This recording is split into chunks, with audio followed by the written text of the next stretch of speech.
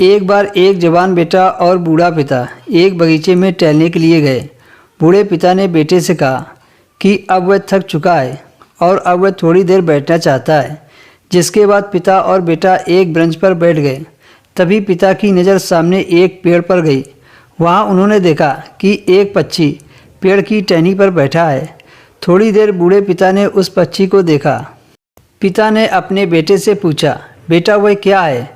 बेटे ने पिता के प्रश्न का उत्तर देते हुए कहा, वह कौवा है।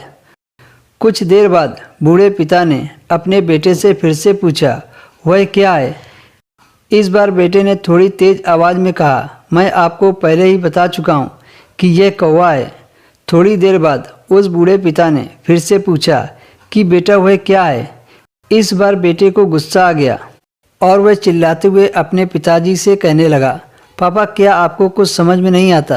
मैंने आपको कितनी बार कहा है वह कौवा है, फिर भी आप बार बार पूछे जा रहे हो।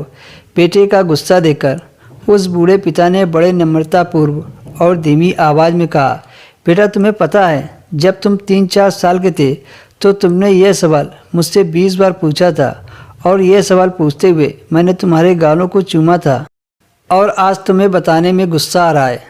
तुम तो सिर्फ 3 बार पूछने पर गुस्सा करने लगे। दोस्तों, इस कहानी के जरिए मैं आप सभी को बताना चाहता हूँ कि कई लोग अपने माता पिता के बूढ़े हो जाने पर उनके साथ अच्छा व्यवहार नहीं करते हैं। उनकी छोटी छोटी गलतियों पर उन्हें चिल्लाते हैं और गुस्सा करते हैं।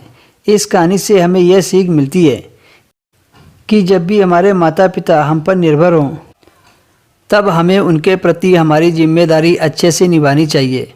उन्हें हमारे प्यार की आस होती है, इसलिए उन्हें नाराज़ करने की बजाय उन्हें खुश रखना चाहिए।